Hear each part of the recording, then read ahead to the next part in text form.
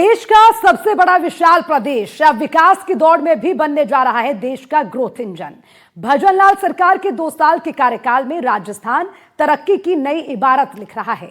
कौशल विकास से लेकर इंफ्रास्ट्रक्चर तक, उद्योग से लेकर रोजगार तक, हर मोर्चे पर राजस्थान देश के अग्रणी राज्यों से टक्कर ले रहा है और राइजिंग राजस्थान के सपने को साकार कर रहा है।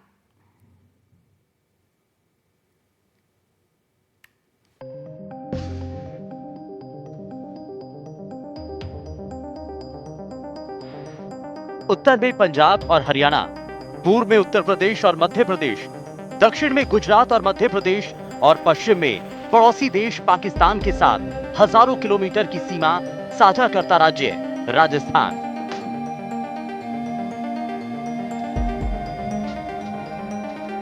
भारत के मानचित्र पर पतंग के आकार और रेगिस्तान की पहचान रखने वाला राजस्थान अपनी विरासत और संस्कृति को लेकर अनूठी पहचान रखता है। लेकिन समय के साथ कई चीजें बदली, राजस्थान की पहचान भी। राजस्थान में ऐतिहासिक राजनीतिक परिवर्तन हुआ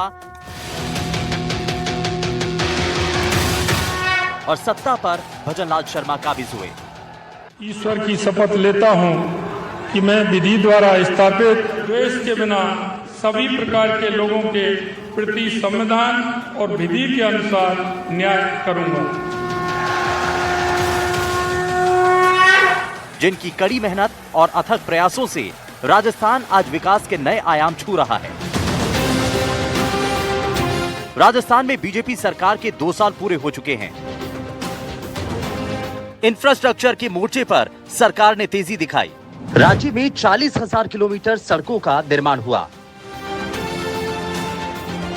ग्रीन एक्सप्रेसवे नेटवर्क की शुरुआत कर भविष्य की जरूरतों पर फोकस किया गया। युवाओं के लिए रोजगार सरकार की प्राथमिकता में रहा है। राज्य सरकार अब तक 92,000 लोगों को नौकरियां दे चुकी है और 1,55,000 नौकरियों की प्रक्रिया अभी जारी है। पेपर लीक को रोकने के लिए सख्त कदम उठाए गए। भर्ती कैलेंडर लागू किया गया। लाखों युवाओं को स्किल ट्रेनिंग दी गई। रोजगार के लिए युवाओं को तैयार किया गया। किसानों को आर्थिक मजबूती देने के लिए काम हुए। 44,000 करोड़ का ऋण वितरण किया गया। पीएम किसान सम्मान निधि को बढ़ाकर किसानों को राहत दी गई। 22 जिलों में दिन के समय बिजली की व्यवस्था शुरू की गई। महिलाओं और बालिकाओं के लिए योजनाओं का दायरा बढ़ाया गया। लाडो प्रोत्साहन योजना और लखपति दीदी कार्यक्रम से लाखों महिलाएं जुड़ी।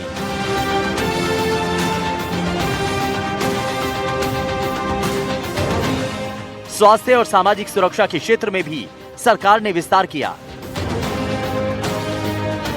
नई पेंशनें स्वीकृत की गईं और आवास योजनाओं के तहत हजारों घर पूरे किए गए। वहीं कानून व्यवस्था को लेकर सरकार का दावा है कि प्रदेश में हालात पहले से बेहतर हुए हैं। SC/ST मामलों सहित अपराधों में भी कमी दर्ज की गई है। सरकार का कहना है कि कानून सबके लिए बराबर है और कार्रवाई में कोई भेद नहीं किया गया। 2 साल के इस रिपोर्ट कार्ड के साथ बीजेपी सरकार आत्मविश्वास में नजर आ रही है। मुख्यमंत्री भजनलाल शर्मा का दावा है कि राजस्थान आज स्थिर सरकार और स्पष्ट दिशा के साथ आगे बढ़ रहा है। सरकार कह रही है कि ये 2 साल अभी सिर्फ शुरुआत हैं और आने वाले समय में राजस्थान में विकास के नए आयाम स्थापित होंगे। विकास की रफ्तार और तेज होगी।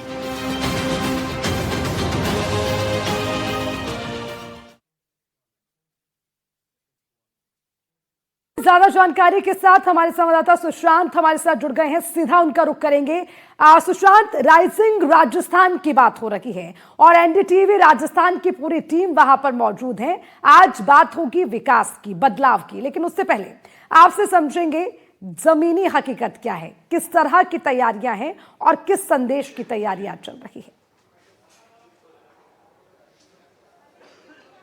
देखिए, आपने बिल्कुल ठीक कहा, विकास भी और विरासत भी, यानी विकास की जो यात्रा है उसमें कैसे विरासत को सहेज कर रखा जाए, उसका संरक्षण किया जाए, संवर्धन किया जाए, और यही कोशिश राजस्थान सरकार की। और इसी कोशिश को आगे बढ़ाते हुए एनडीटीवी राजस्थान मंडावा में, ये मेरे पीछे आप खूबसूरत हवेली का एक दृश्य देख रहे हैं, ये वही मंच है जो सज चुका है एनडीटीवी के कॉन्क्लेव के लिए।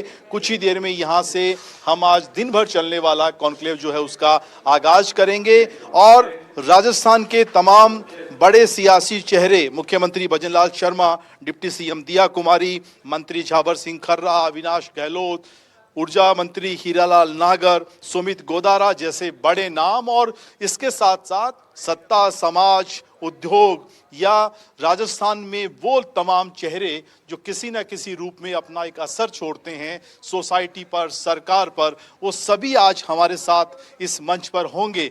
और मंच पर दिन भर जो संवाद चलेगा उसका मकसद है कि राजस्थान सरकार की 2 साल की जो यात्रा, वो यात्रा कैसी रही, जनता उसे लेकर क्या सोचती है, जनता के मन में जो सवाल हैं वो सवाल हम इन सियासतदानों से पूछेंगे और जवाब तलाश करने की कोशिश करेंगे कि आगे का रोड मैप क्या है। लेकिन आप ये समझिए कि ये वाकई बहुत बड़ा काम राजस्थान सरकार ने किया कि जिस तरीके से राजस्थान की, हालांकि मंडावा की बात करें तो ये हवेलियों का नगर है, किसी जमाने में व्यापारिक रूट हुआ करता था, और यहाँ के जो सेठ साहूकार थे उन्होंने दुनिया में जहां भी वो गए अपनी कर्मवीरता से पैसा बनाया, लेकिन उसके बाद उन्होंने यहाँ आकर अपनी माटी का कर्ज उतारा, और इस तरह की हवेलियां जो आज भी उसी रूप में हमें दिखाई दे रही हैं, इनके संरक्षण के लिए बजट में मुख्यमंत्री ने घोषणाएं की, 600 से ज्यादा हवेलियों को संरक्षित करने का मास्टर प्लान बनाया। लेकिन राजस्थान की बात करें तो बड़े पैमाने पर करीब 10,000 के आसपास ऐसी हवेलियां हैं,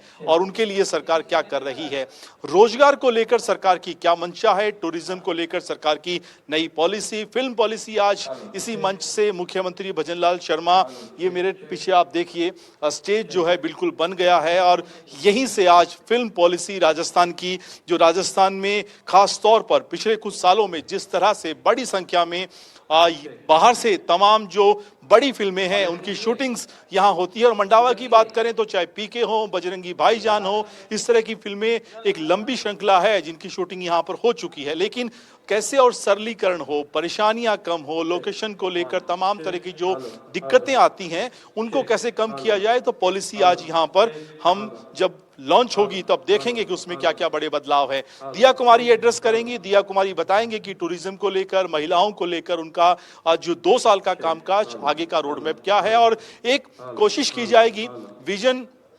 2047 जो मोदी सरकार का मूल मंत्र है, राजस्थान सरकार उसी कवायद पे आगे बढ़ रही है, और उसी कवायद के तहत सरकार के बड़े चेहरे, बड़े मंत्री क्या सोचते हैं, उनके पास क्या एक्शन प्लान है और उनके डिपार्टमेंट ने अभी तक क्या किया है। बहुत सारे ऐसे सवालों के जवाब तलाश करने की कोशिश करेंगे जहां कमी रही है, जहां खामियां रही हैं। और ये देखिए हम जिस तरह से एक पूरा मंच सजा है, हमारी कोशिश है कि एक फील आए, और वो फील आप इस जब हमारे कैमरामैन निर्मल दिखा रहे हैं तो आप महसूस कर रहे हैं कि मंडावा की इस ऐतिहासिक सांस्कृतिक धरती पर इस खास कासल हवेली में आप देख पा रहे हैं कि कैसे अब पूरी तैयारियां एनडीटीवी राजस्थान के इस कॉन्क्लेव की हो चुकी हैं, और कुछ ही देर में इस भव्य कॉन्क्लेव का हम आगाज करने वाले हैं। सुशांत, जब राजस्थान की बात होती है, और देखिए एनडीटीवी ने जिस तरह से एक नेम सेट किया, राइजिंग राजस्थान, शाइनिंग राजस्थान भी कहेंगे तो गलत नहीं होगा, क्योंकि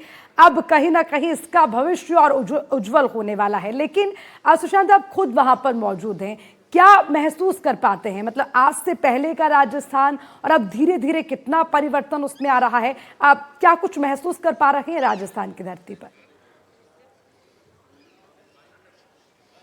हाँ, देखिए बिल्कुल आपने ठीक कहा, राइजिंग राजस्थान, राजस्थान का नया राजस्थान भी हम इसे कहें, राजस्थान का उदय जिस तरीके से एक अलग तौर पर हो रहा है। और पिछले 2 साल की जो भाजपा की सरकार, भजनलाल की जो सरकार है, उस सरकार में जिस तरह के नवाचार किए गए, जिस तरीके से रोजगार की बात की गई, या फिर बड़े पैमाने पे जिस तरह से एक सम्मेलन किया गया, 35 लाख करोड़ से ज्यादा का राइजिंग राजस्थान में निवेश आया, प्रवासियों को जोड़ने की कवायद की गई, सड़कों को लेकर काम हुआ है, महिला सशक्तिकरण की दिशा में बहुत जरूरी कदम उठाए गए, या फिर किसानों की सम्मान निधि की बात करें तो ओवरऑल कानून व्यवस्था भी एक उसका हिस्सा है। 2 साल में सरकार ने बहुत एक तरीके से कहें एक रोड मैप सेट किया है, क्योंकि जो कहें सरकार में बहुत सारे चेहरे नए थे। मुख्यमंत्री भजनलाल शर्मा पहली बार विधायक बने, फिर मुख्यमंत्री बने, लेकिन जिस तरह से उन्होंने काम संभाला उससे उनका जो संगठनात्मक अनुभव था, जिस तरीके से राजस्थान की नब्ज को वो समझते थे, आम आदमी की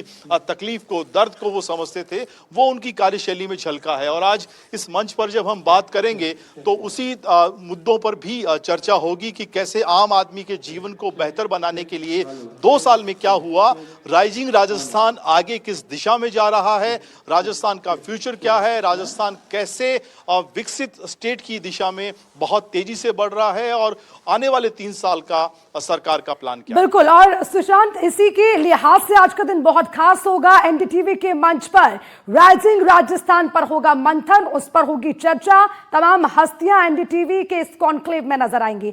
सुशांत, मैं लगातार आपसे अपडेट लेते रहूंगी। शुक्रिया तमाम जानकारी के लिए, और तमाम तस्वीरें भी अपने दर्शकों तक पहुंचाएंगे।